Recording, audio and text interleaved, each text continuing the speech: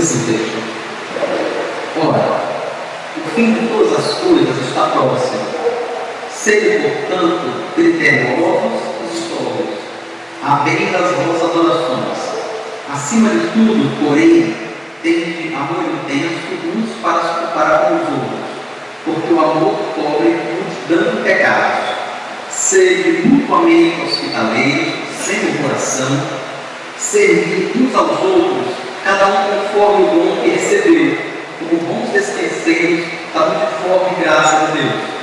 Se alguém fala, fale de acordo com os oráculos de Deus. Se alguém serve, faça na força que Deus supre, para que em todas as coisas seja Deus glorificado, por meio de Jesus Cristo, a quem pertence a glória e o domínio pelos séculos dos séculos. Amém. Vamos orar ao Senhor. Eu queria incentivar você a orar por você mesmo, a apresentar a sua vida a Deus. Que o Senhor fala do seu coração. Nós nos reunimos aqui, irmãos, semanalmente, com a intenção de cultuar a Deus, de ser edificados com a sua palavra. Só o seu Espírito Santo que pode ministrar o coração de cada um de nós. Então, peça a Deus que lhe dê seu coração, que lhe dê, que torne seu coração como um solo fértil, disposto a receber a sua palavra, para que o nome do Senhor seja glorificado, para que a nossa vida seja edificada, né? Vamos estar orando então. Senhor Jesus, nós louvamos ao Senhor, porque o Senhor mesmo edificou essa igreja. Muito obrigado. Obrigado por tudo que o Senhor tem feito. Queremos rogar ao Senhor que nesta noite fale conosco, Pai, para o louvor do teu nome. Edifica as nossas vidas, ministra aos nossos corações. Ajuda-nos a compreender a tua revelação. O Senhor sabe quando dependemos do teu Espírito neste sentido. Se o teu próprio Espírito que inspirou esse texto não falar no nosso coração, nada poderemos compreender. Mas que rogamos no nome de Jesus, ministra sobre nós, Pai, para a glória e o louvor do teu nome. Amém. Irmãos, o apóstolo Pedro escreve sua carta para irmãos que estão vivendo afastados de Israel, né? No primeiro capítulo, logo no primeiro versículo, ele se refere a esses irmãos como irmãos da dispersão, irmãos que estão fora do seu território, que estão vivendo entre povos que são chamados gentios, né? Povos que não participavam do judaísmo, que não conheciam a Deus. Pedro, durante quase toda a sua carta, ele fala sobre sofrimento. Se você pegar a primeira epístola de Pedro, ele é ela do começo ao fim. Você vai ver Pedro sendo muito enfático sobre a questão do sofrimento, deixando claro que na realidade, muitas vezes nós não encaramos o sofrimento da forma que deveríamos encará-lo. Da perspectiva de Pedro, a coisa é simples. Nós não estamos sofrendo de forma desnecessária. Há na realidade a condução de Deus em tudo aquilo que acontece na nossa vida. Tem um filósofo chamado Nietzsche, que em determinado momento ele disse que o que mais incomoda ele no sofrimento não é o sofrimento em si, mas é a sua falta de propósito, dizia Nietzsche. O que mais me incomoda não é o sofrimento, é a sua falta de propósito.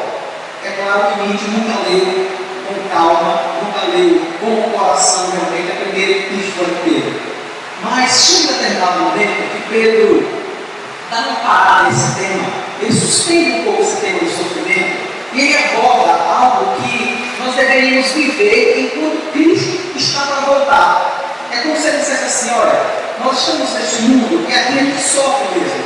A gente encara problemas de diversas ordens, de vários tipos, cada um enfrenta o seu problema, que pode ser pequeno para outro, mas que é grande para cada um de nós que enfrentamos.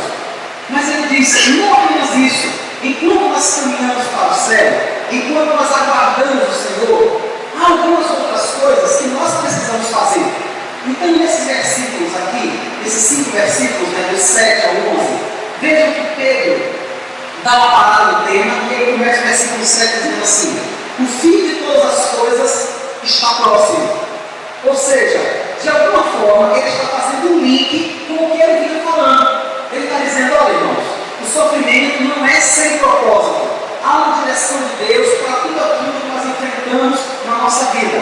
Além de não ser sem propósito, ele não é desproporcional.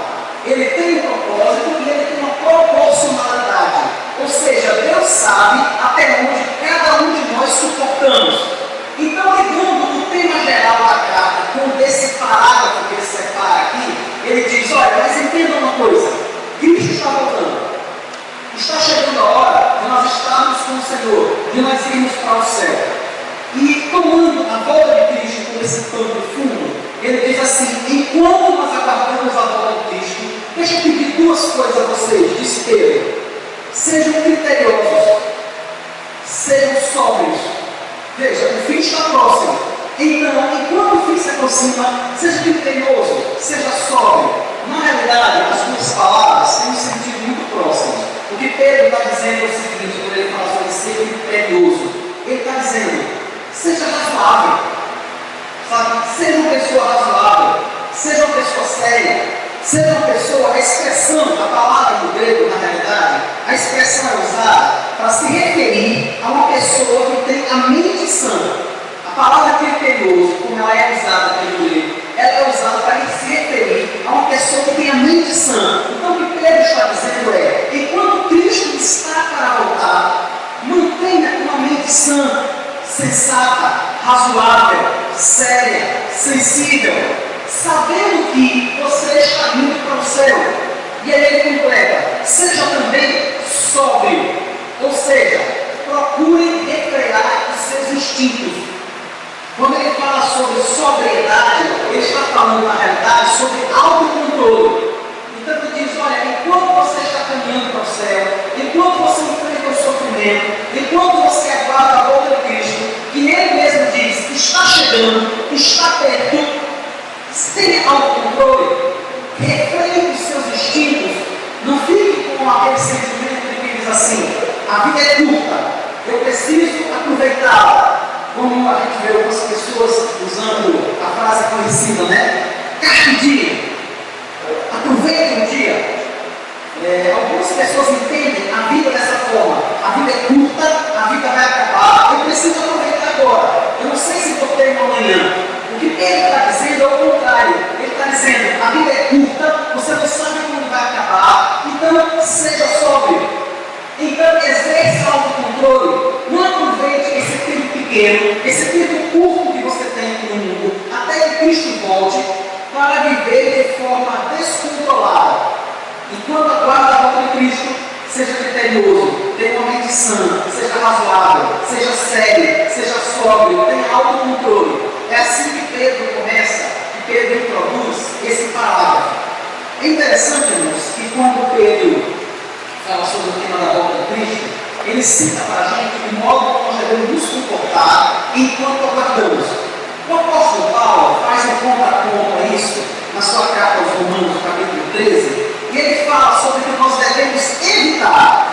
Então Pedro faz uma abordagem positiva, e ele diz, enquanto você espera a volta de Cristo, seja criterioso, seja sóbrio. E Paulo faz uma abordagem de um aspecto negativo. Enquanto você espera a volta de Cristo, diz ele, escreve aos Romanos, no capítulo 13, ele diz assim, no versículo 12, vai alta a noite e vem chegando o dia. Deixemos, pois, as obras das trevas e revistamos das armas da luz. Andemos dignamente, como em pleno dia, não em orgias, bebedices, não em impudicícias e dissoluções, não em contendas e ciúmes, mas revestidos do Senhor Jesus Cristo, e nada disponhais para a carne no tocante às suas concupiscências. Vejam que nesse final, Paulo volta ao mesmo tema que Pedro. Enquanto você espera, enquanto você percebe que vai alta a noite, e aqui uma metáfora que Paulo está usando, irmãos, é uma metáfora que Paulo está usando para se referir ao fim desse tempo presente e ao início de uma nova era de justiça que seria a eternidade. Paulo diz, enquanto está chegando a hora, ande diligentemente, não ande em orgias, ou seja, é a mesma coisa que Pedro disse, só que Pedro estava falando um aspecto positivo. Controle seus instintos, controle seus desejos. Você não é mais uma criança que não consegue sente. Se ela tem vontade de falar, ela fala. Se ela tem vontade de pegar, ela pega. Se ela tem vontade de sair correndo, ela sai correndo. Você não é mais criança. Você não é um ser irracional, vivendo apenas pelo instinto. Então Paulo está, na realidade, de uma outra perspectiva, reforçando aquilo que Pedro disse. Vai alta noite, está se aproximando da volta de Cristo, está chegando a hora de nós irmos para o céu. Refreie os seus sentimentos, deixe-os controlados, dentro de uma perspectiva que você possa, na realidade, adorar a Deus com a sua vida. E Pedro chega a dizer-nos que nós precisamos ser criteriosos, irrazoáveis e sóbrios, né? Diz ele no final do versículo 7, pelo bem das nossas orações. Veja que interessante, né? Pedro diz, olha, exerça autocontrole sobre a sua vida, pelo bem das suas orações. Quantas vezes, irmãos, nós mesmos, em algum momento, já demos vazão a determinadas coisas que nós sabemos que não deveria ser dessa forma, fizemos e nos comportamos como não deveríamos nos comportar, e quantas vezes nos chegamos envergonhados diante de Deus? Quantas vezes nem sequer queremos orar por Ele? Então Pedro está dizendo, seja criterioso, seja sóbrio, e dedique-se à oração, pelo bem da oração, pelo bem da sua comunhão com Deus. Um outro pano de fundo que Pedro introduz para tratar do tema que eu ainda vou começar a tratar, ele coloca no versículo 8, Pedro está na realidade desenvolvendo o que ele quer abordar, né? Então no versículo 7, ele vai falar sobre a volta de Cristo. No versículo 8, ele vai falar sobre o amor. E ele diz assim, acima de tudo, porém, tende amor intenso uns para com os outros, porque o amor cobre multidões de pecados. O que Pedro está fazendo na realidade é relembrando o mandamento que o próprio Cristo nos deu, dizendo que deveríamos amar uns aos outros como nós queremos ser amados, fazer aos outros aquilo que nós queremos que seja feito a nós. O apóstolo João, um pouco mais adiante na ordem da nossa Bíblia aqui, como ela está arrumada, né? O apóstolo João chega a dizer que se eu e você não amamos o próximo, nós deveríamos revisar a nossa confissão de que nós amamos a Deus. Pedro diz, olha, se você não consegue amar uma pessoa que você vê, como é que você pode amar a Deus que você não vê? E a gente pensa assim, tá, é muito fácil. É muito mais fácil amar a Deus que eu não vejo, que não me faz raiva, que não me faz mal nenhum, do que amar a uma pessoa que caminha comigo, que me diz algumas vezes coisas que eu não deveria ouvir, que eu não gostaria de ouvir. Só que a gente só pensa assim, irmãos, quando a gente entende amor apenas como sentimento. Mas o que Pedro está abordando aqui é uma atitude amorosa. Ele está falando em fazer e em praticar atos amorosos, mesmo quando nós não nos sentimos tão à vontade para fazer isso. Mesmo quando a pessoa que nós vemos acabou nos contrariando, no nosso julgamento, ela talvez nem mereça ser alvo desse ato amoroso, mas o que Pedro está dizendo é, pratique esse ato. É isso que João está falando, quando ele diz, olha, se você não consegue praticar atos amorosos com a pessoa que você vê, que precisa, que necessita de que você pratique esses atos, como é que você pode dizer que você ama a Deus? Que não precisa que você pratique ato amoroso nenhum com Ele, porque Ele é Deus, Ele não precisa de nada. É desse ponto de vista que João trata, que ele diz, então não é possível você dizer assim, eu não amo fulano, mas eu amo a Deus. Porque o que João está perguntando é, se você não está disposto a fazer nada por essa pessoa, você não vai estar disposto a fazer por Deus, de jeito nenhum. Então, irmãos, Pedro, para introduzir o assunto que ele quer tratar neste parágrafo, ele trata todo o tema sob dois pilares. Um deles é a volta de Cristo. Ele diz, prestem atenção, Cristo está voltando. E o outro deles é o amor, dizendo, antes de qualquer coisa, tenham um amor profundo, um amor intenso, um grande amor, não é apenas um sentimento qualquer, não é aquele mero gostar, não, eu gosto de fulano. Ou talvez, não tenho nada contra ele não. Não é disso que ele está falando. Ele está dizendo, Cristo está voltando, E é preciso que eu e você tenhamos amor profundo um pelo outro. Então vejam, se o amor cobre multidão de pecados, se o amor faz com que a gente olhe para outra pessoa de forma receptiva, a volta de Cristo, irmãos, faz com que qualquer disputa se torne insignificante. Já perceberam isso? Qualquer disputa, qualquer projeto, qualquer planejamento acaba se tornando totalmente insignificante diante da volta de Cristo. Por exemplo, se nós soubéssemos, se nós tivéssemos certeza que Cristo vai voltar amanhã meio-dia, será que alguém ainda ia para casa hoje terminar o trabalho da faculdade? Será que alguém ainda ia se preocupar? Não, eu tenho que tomar esse remédio para a gripe. Eu tenho que fazer isso ou aquilo. A perspectiva da volta de Cristo, irmãos, coloca muito da nossa vida de uma forma que a gente vai olhar de uma outra maneira, de uma maneira completamente diferente. Então é para isso que Pedro está chamando. Pedro está dizendo, enquanto eu vou desenvolver a minha ideia, lembrem sempre disso. Cristo está voltando e nós precisamos amar uns aos outros de forma intensa e de forma profunda. Usando a volta de Cristo e o amor como um pano de fundo, o que é que ele quer tratar conosco? O que é que Pedro nos diz a partir do versículo 9? Ele diz para a gente que nós temos, em primeiro lugar, irmãos, a obrigação de usarmos os dons que recebemos de Deus. Enquanto Cristo está para voltar, enquanto nós precisamos amar uns aos outros, e lembrem, amor, antes de tudo, é atitude. Antes de qualquer coisa, amor é atitude. E ele está dizendo que nós temos a obrigação de usarmos esses dons. Eu e você recebemos qualificações, recebemos dádivas. É interessante o termo em inglês, né? Na Bíblia em inglês, o dom aqui é traduzido por uma palavra que significa presente também, né? A palavra gift em inglês não é apenas dom, mas é um presente. E eu gosto dessa tradução, eu gosto do modo como o inglês se refere, porque trata realmente, acho que esclarece para a gente mais um aspecto do dom que nós recebemos de Deus. Ou seja, aquilo que nós recebemos de Deus é um presente. Mas percebam, não é um presente para a nossa vida.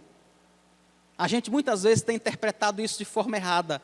Deus nos deu habilidades, Deus me presenteou com determinadas habilidades para o meu bem, para que eu possa me desenvolver, para que eu possa fazer determinadas coisas. Mas, irmãos, na realidade, esses dons são presentes à sua igreja.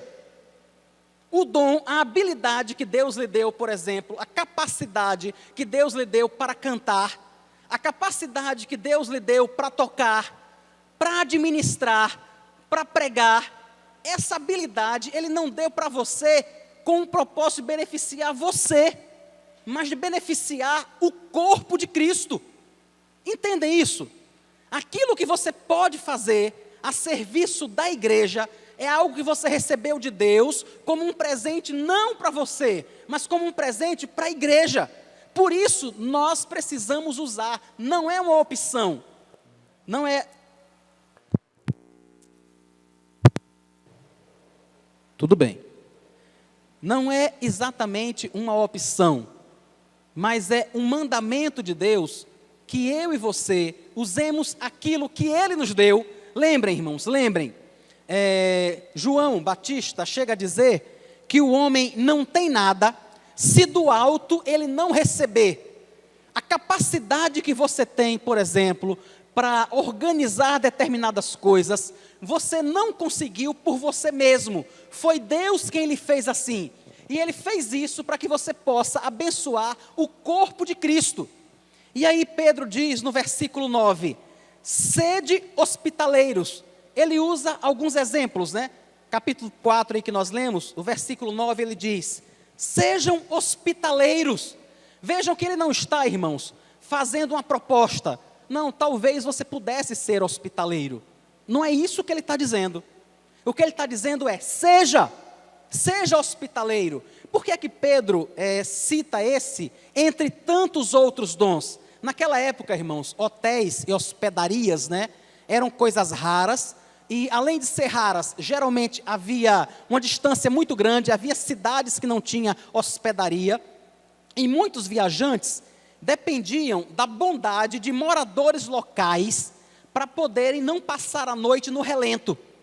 Se vocês lerem diversos trechos do Antigo Testamento, você vai ver isso. Pessoas que estão passando por uma cidade e elas acabam dormindo na praça, acabam dormindo em algum local da cidade, porque não tinham hospedaria. Então Pedro, lembrando disso, diz àqueles irmãos: sejam hospitaleiros, lembrem de hospedar pessoas.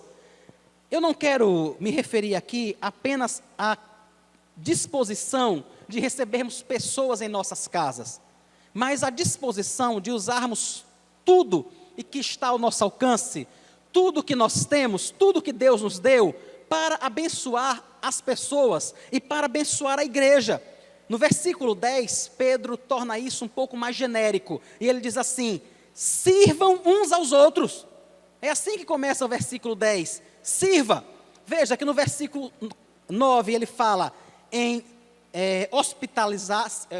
hospedar, ele diz seja hospitaleiro. No versículo 10 ele fala em servir, e no versículo 11 ele fala sobre falar, sobre pregar, sobre confortar, sobre falar a palavra de Deus. O que é que Pedro está dizendo? Perceba o que você pode fazer. Olhe diante de Deus, se coloque diante de Deus e se pergunte: o que é que eu recebi de Deus? Qual é a habilidade que eu tenho? Qual é a capacidade que eu tenho para fazer isso? Como eu posso usar isso para que a igreja seja edificada? Para abençoar a vida de outras pessoas? Ou será que eu entendo isso apenas numa perspectiva de que é para o meu bem? Eu consigo cantar, eu consigo tocar muito bem, então talvez eu consiga ganhar dinheiro com isso. Ou talvez eu consiga, sei lá, fazer qualquer outra coisa com a habilidade que eu recebi de Deus.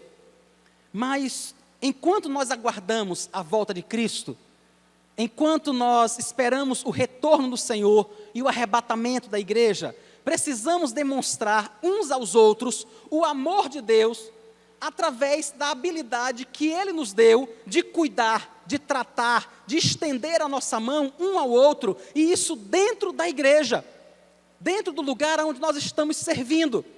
De forma, irmãos, que numa igreja pequena como a nossa, acho que membros mesmo, nós não temos nem 80 membros. Pessoas frequentando o culto no domingo à noite, varia, entre 70, 80, às vezes tem 90 pessoas. É uma igreja comparada com muitas, uma igreja pequena. Mas, com toda certeza, no meio de 80, de 90 pessoas, há muita gente que pode contribuir. Há muita gente que recebeu muita habilidade, muita capacitação de Deus. E não recebeu, irmão. Você não recebeu para você, sabe? Você não recebeu para dizer assim: eu sou um excelente administrador, eu sou um excelente professor, eu sou um excelente isso ou aquilo. Não, não foi. Você recebeu isso para oferecer ao Senhor através de sua igreja. É isso que Pedro está dizendo. Não é uma opção. Para nós isso é uma obrigação. Agora Pedro nos fala, irmãos, não apenas o que nós devemos fazer, que na realidade é oferecer os nossos dons para que a igreja seja edificada. Ele diz como nós devemos fazer isso. Não apenas o que fazer, mas também como fazer, como usar esses dons. E aí nós vamos voltar aos mesmos versículos. No versículo 9, quando ele fala para nós sermos hospitaleiros, ele deixa claro que isso deve ser feito sem distinção. Percebam que no versículo 9 ele diz: sede, aí entre vírgulas aí tem que palavra, irmãos? Mutuamente. Sejam mutuamente. A ideia de mutuamente é de um ao outro.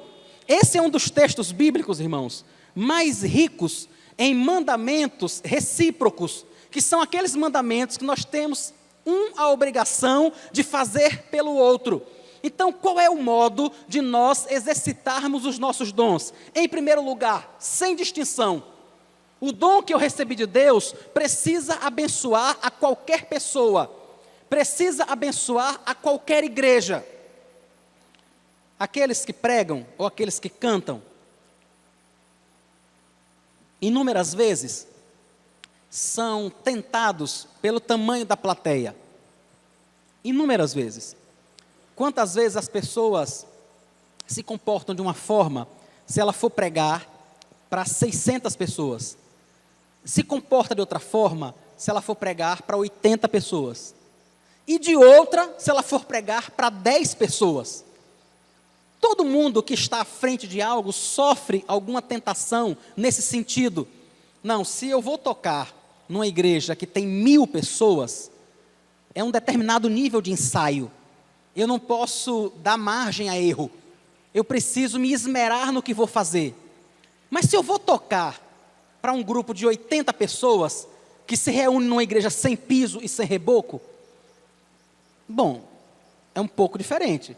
E se eu for tocar para um grupo de crianças que se reúne ali atrás, então é mais diferente ainda. Mas é isso que Pedro está dizendo, não é assim. Não é assim, nós recebemos para edificarmos uns aos outros, independente do número de pessoas para quem nós vamos falar, independente do número de pessoas para quem nós vamos tocar, para quem nós vamos cantar, porque acima de qualquer coisa, nós estamos fazendo para Deus. Então, um dos modos de usarmos os nossos dons é de forma indistinta, é uns aos outros. No versículo 9 ele diz, faça isso mutuamente. No versículo 10 ele diz, sirvam uns aos outros. Eu e você não deveríamos ter a opção de dizer assim, não, eu vou tocar, mas que culto é que vai ser mesmo? Que trabalho é que vai ser? Ou alguém ligar para mim e dizer assim, pastor, o senhor podia pregar no aniversário da minha igreja? Ou o senhor podia pregar num determinado culto da minha igreja? E eu ficar pensando, rapaz, mas sair daqui e pregar para 8 pessoas, lá em Riachão do Dantas, é complicado. Não deveria ser.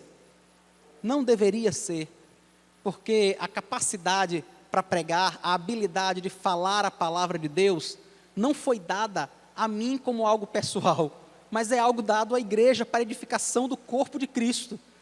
E cada um de nós, irmãos, deveríamos nos sentir privilegiados por poder servirmos ao outro dessa forma, entendendo que Deus levantou algumas pessoas que podem fazer isso, outras pessoas que podem fazer aquilo, e que se eu me ausentar, se você se ausentar, se você disser assim, não, eu não vou fazer não, sabe? A igreja vai sentir. Eu sei que alguém vai dizer assim, não, ninguém é insubstituível. É verdade, irmãos, ninguém é insubstituível. Mas tire o pessoal dos instrumentos aqui. Vá, diga como é que vai ser. É claro que os instrumentos embelezam o louvor.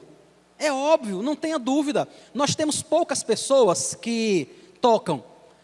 Que toca violão, nós temos o Pedro. Quando o Pedro não está, faz diferença, irmãos. E muita. Não tem jeito, sabe? Hoje com o Ezequiel no contrabaixo, o som ficou diferente. O som fica melhor. É isso que eu e você precisamos perceber. Aonde é que está a lacuna, sabe? Aonde é que eu posso preencher?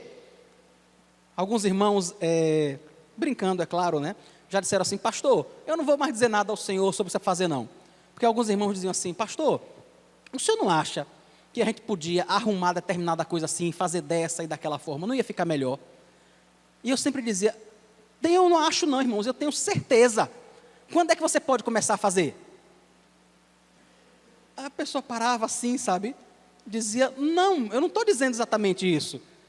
Eu dizia, mas me diga uma coisa, não foi você que percebeu? Não foi você que notou a necessidade? Você não acha que o mais coerente é que você supra essa necessidade?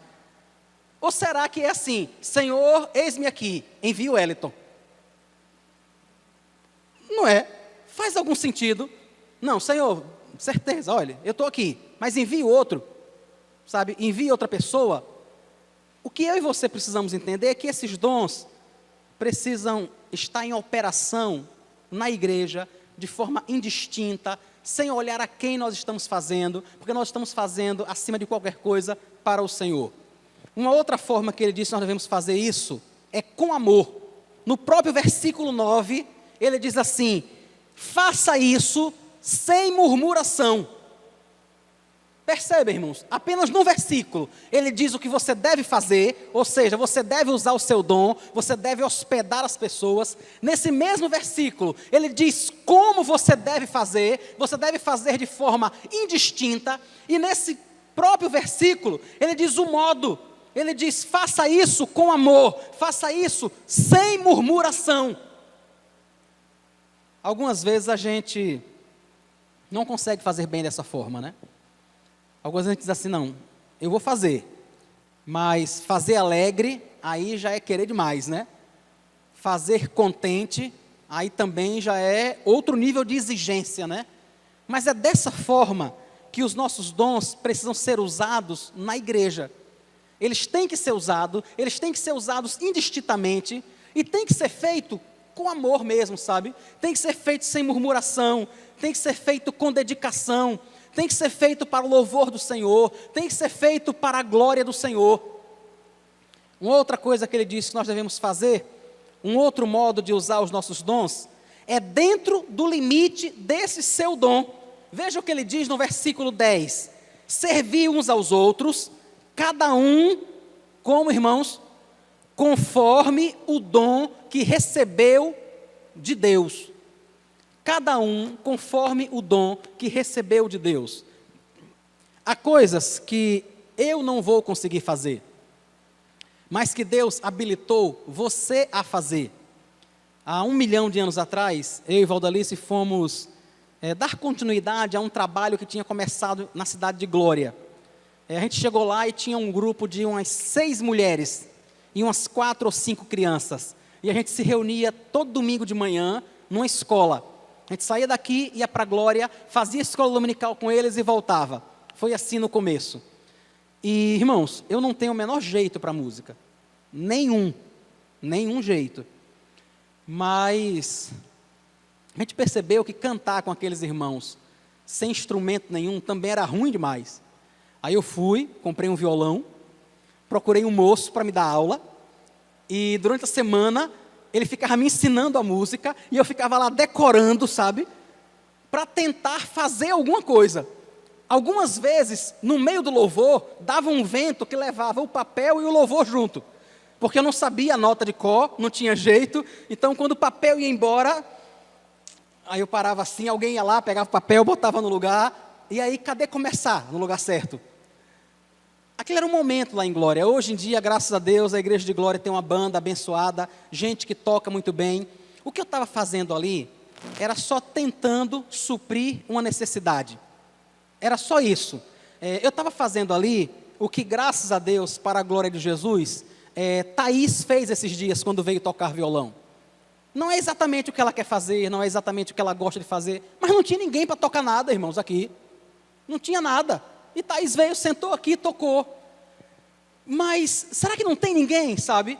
Será que não tinham pessoas que pudessem se disponibilizar? Que pudessem se apresentar para fazer isso? É claro que se não tiver ninguém, não tem problema não. Eu vou fazer aquilo que estiver ao meu alcance. Com toda certeza, nunca vai sair bem feito. Certamente eu nunca vou tocar teclado como Gessé, violão como Ezequiel. Certamente eu nunca vou cantar como Thaís ou como Bruna. Isso não vai acontecer.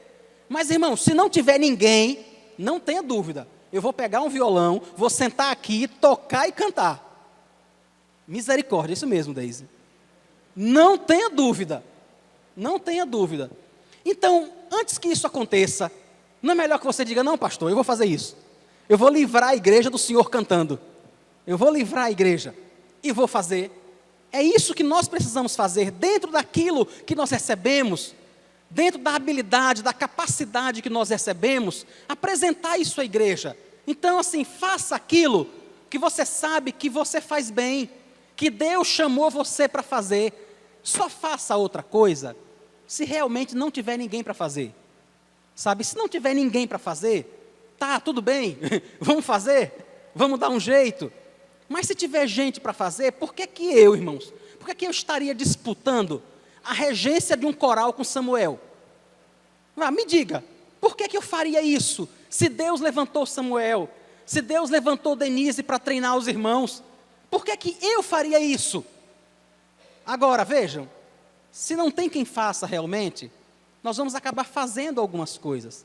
Então, antes que isso aconteça, veja o que é que você pode fazer, veja o que você recebeu de Deus e apresente isso ao Senhor. Precisamos fazer isso, irmãos, com dedicação e com qualidade. No versículo 11, ele diz assim: se alguém fala, fale de acordo com os oráculos de Deus. Se alguém serve, faça na força que Deus supre.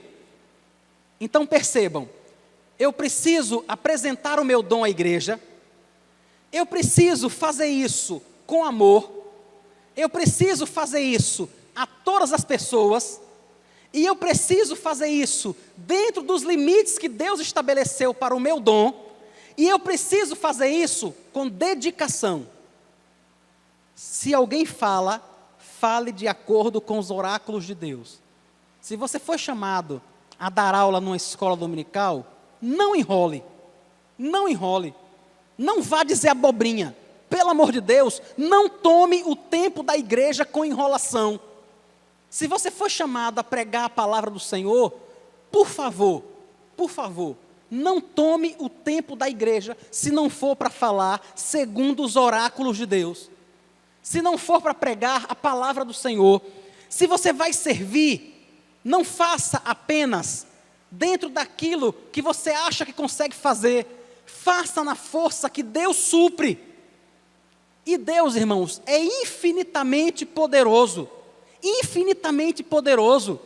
para nos capacitar a fazer, para nos capacitar. Quantas vezes, irmãos, eu vejo irmãos, às vezes chegando do trabalho, cansados que só, sabe? Mas pegam um texto e vão se preparar porque vão ter que fazer algo na igreja. Porque vão ter que dar aula para criança, porque vão ter que dar aula na escola dominical, porque vai ter que cantar, porque vai ter que tocar, porque vai ter que pregar. Diversas vezes. Quantos de nós fazemos isso, sabe? E outra coisa, não é porque nós somos melhores do que ninguém, não. É porque é preciso que seja feito assim. É preciso que seja feito na força que o Senhor nos deu. Não faz sentido, irmãos, a gente subir aqui no púlpito e tocar de qualquer jeito, e cantar de qualquer jeito, e pregar de qualquer jeito. Não faz sentido só porque são crianças, a gente ir ali para trás e falar qualquer coisa para elas porque são crianças.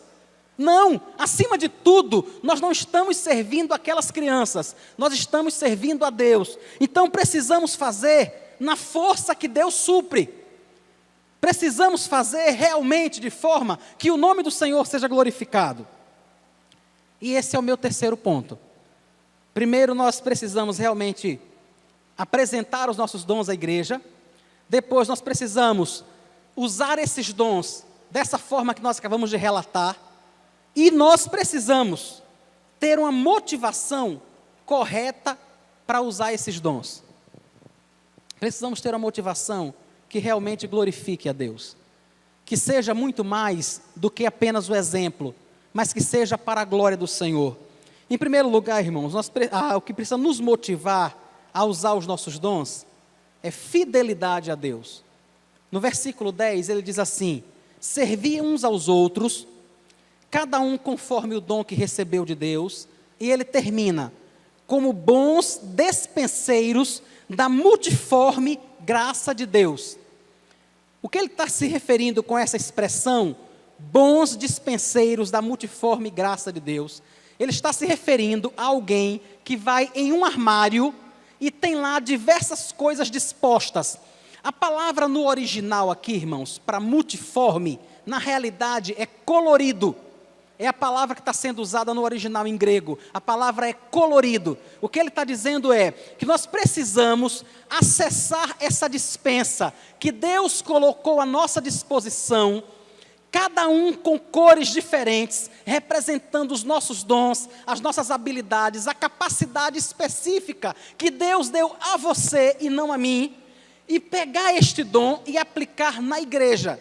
Ou seja, eu preciso ser fiel a essa graça de Deus, porque a graça de Deus, irmãos, vai aparecer na vida dessas pessoas através da minha vida, através da sua vida.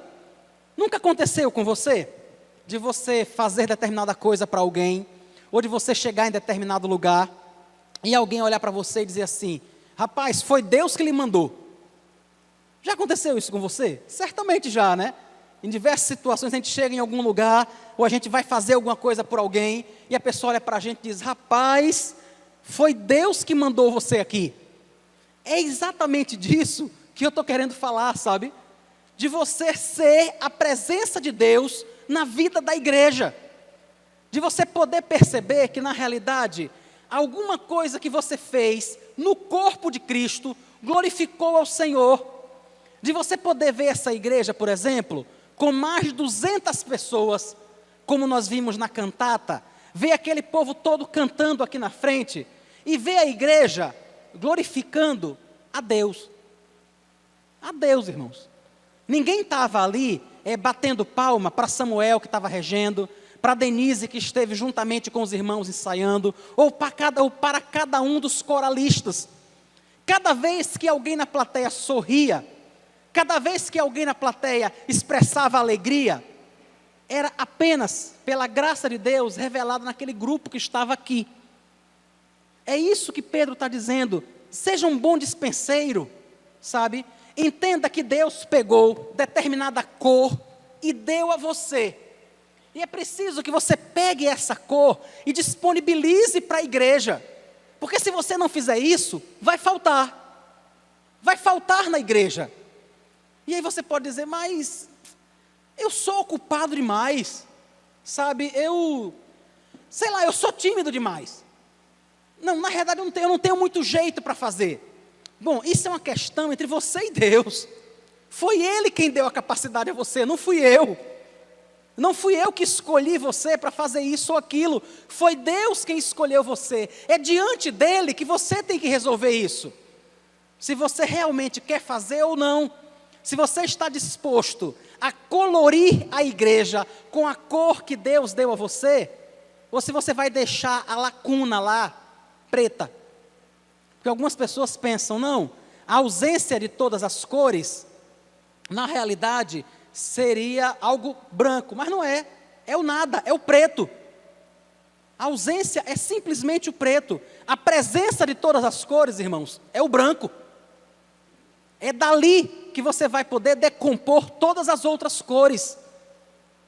Quando eu retiro da igreja essa minha cor, quando você retira da igreja essa sua cor, por qualquer que seja o motivo, quando outro irmão retira da igreja essa sua cor também, vai escurecendo, vai ficando sem vida, vai ficando sem graça, sabe? Simplesmente porque as coisas vão sendo tiradas.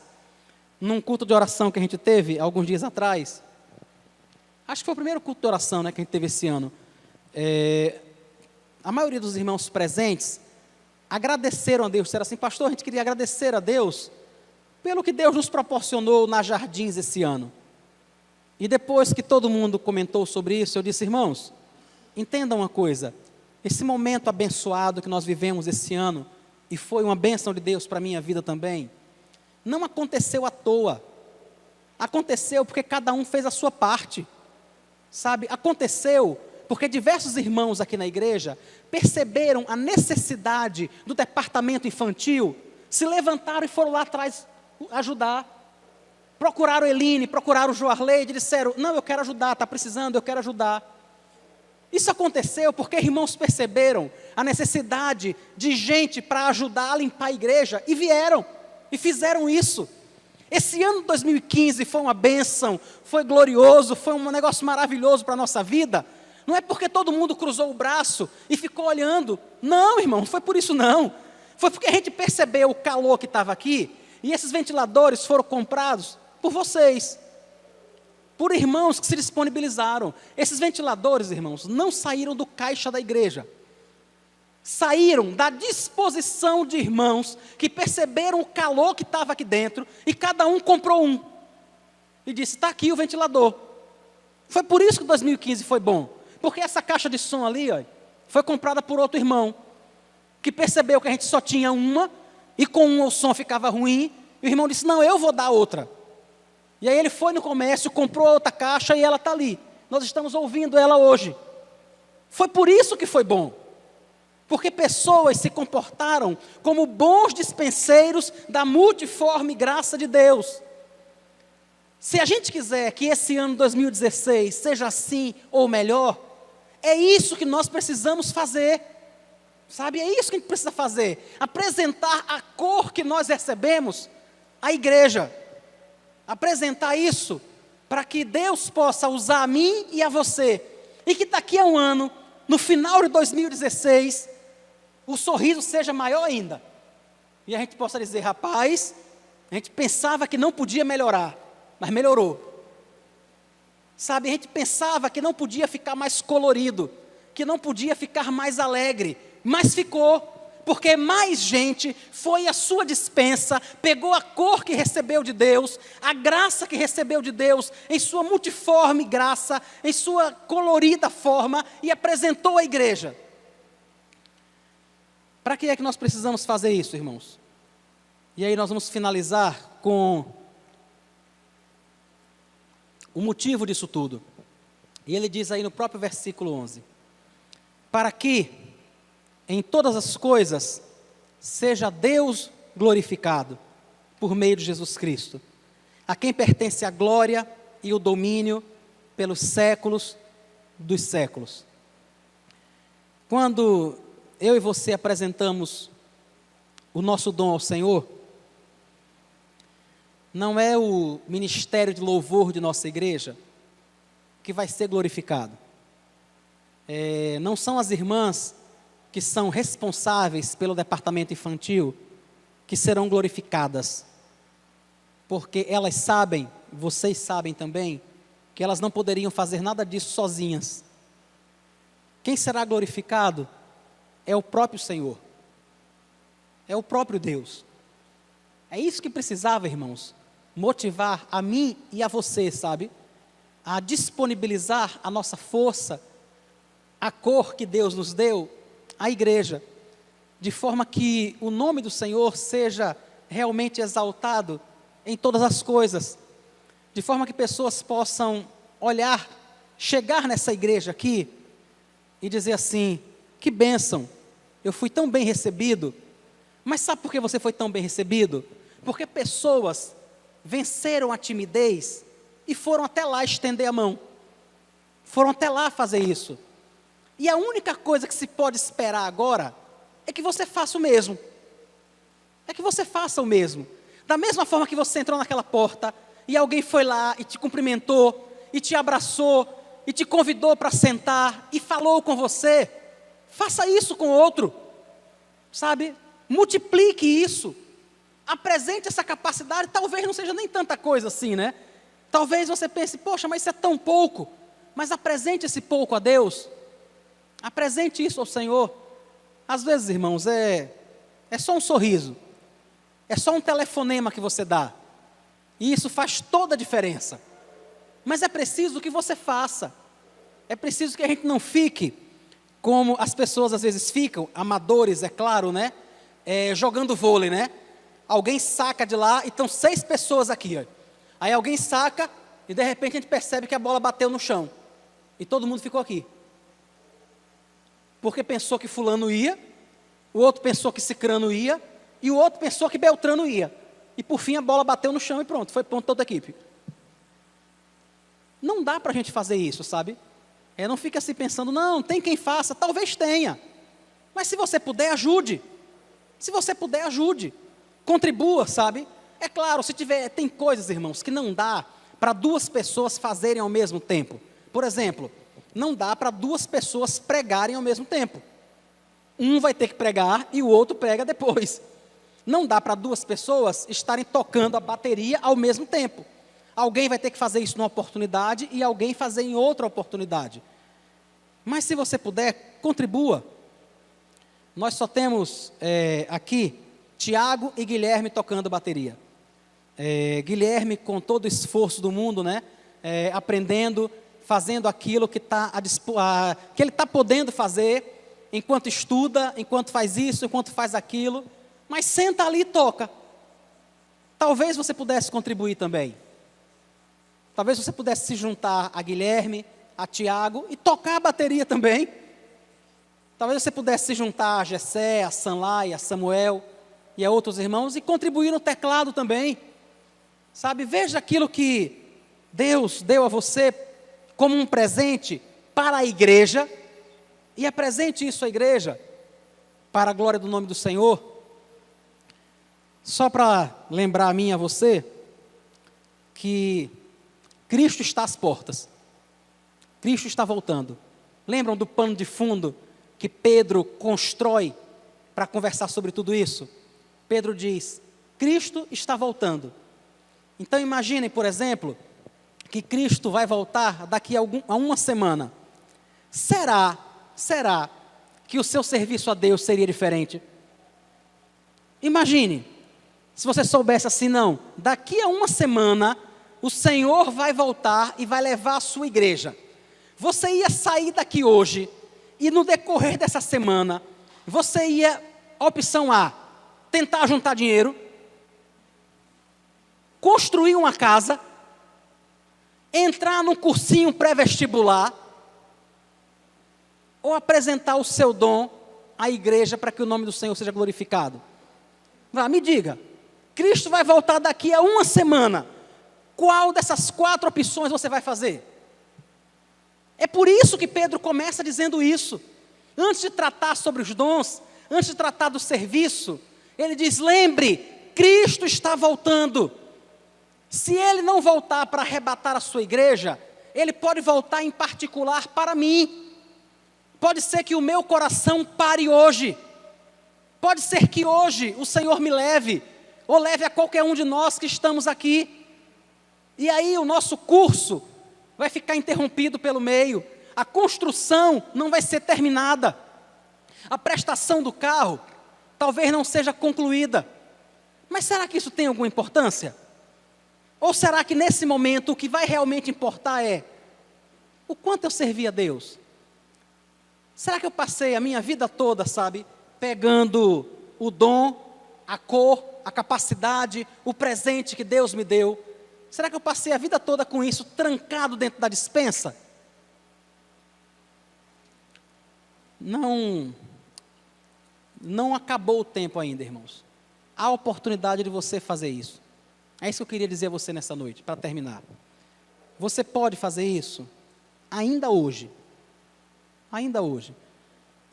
Nós temos diversas limitações. Nós temos limitações de idade. A idade de algumas pessoas não permite fazer determinadas coisas. Ou porque são jovens demais, ou porque já têm muita idade. Por exemplo, é difícil que uma pessoa de 90 anos possa varrer, possa lavar a igreja. Como também é difícil que uma pessoa de 9 anos, de 8 anos, vá tocar bateria ou venha pregar. Nós temos diversas limitações, mas dentro dessas limitações, tem coisas que você pode fazer, ainda hoje, para abençoar a igreja, para que o nome do Senhor seja glorificado, sabe, para que as pessoas possam olhar para aquilo que você está fazendo e glorificar ao nosso Pai que está no céu, para que um dia, quando você chegar diante do Senhor, Ele possa olhar para você e dizer: venha, tome por posse um reino que está preparado para você desde a fundação do mundo. Para que eu e você, irmãos, possamos chegar no final da vida, e é isso que eu mais fico dizendo para mim mesmo, sabe?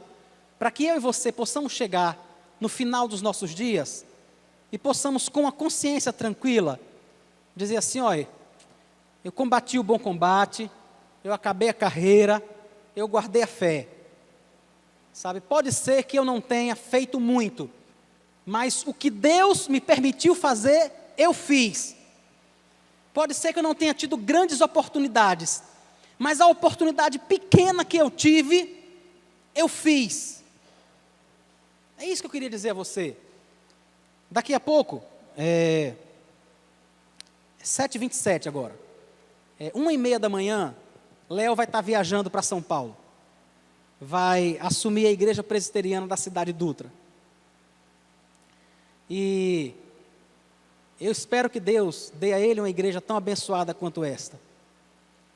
Eu espero sinceramente, irmãos, que Léo chegue lá e encontre um Adebaldo.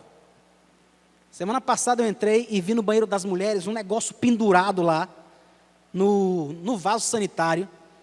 E eu tenho agonia, sabe, irmãos, de coisa mal feita, de coisa armengada. Misericórdia, eu prefiro que quebre, que jogue fora, que dê fim, mas que não armengue, pelo amor de Deus. E eu vi aquele treco pendurado lá, e isso era no domingo à noite, né? E eu comecei a semana agoniado com aquele negócio. Quando foi no meio da semana, eu disse: Adebaldo, meu filho, me faça um favor. Veja que raio a gente pode fazer aquele treco pendurado lá no banheiro das mulheres. Adebaldo estava indo para o interior resolver um negócio.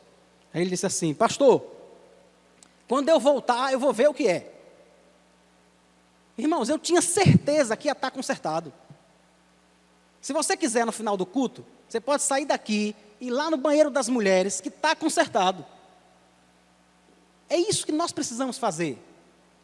É isso que eu peço a Deus, que Léo encontre nessa igreja lá, sabe?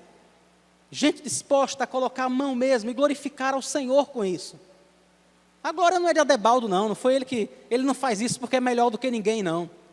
Ele faz isso porque é o que Deus permite que ele faça. Deus deu graça a ele para fazer isso, e ele tem apresentado isso ao Senhor. É o que você pode fazer e é o que eu posso fazer também.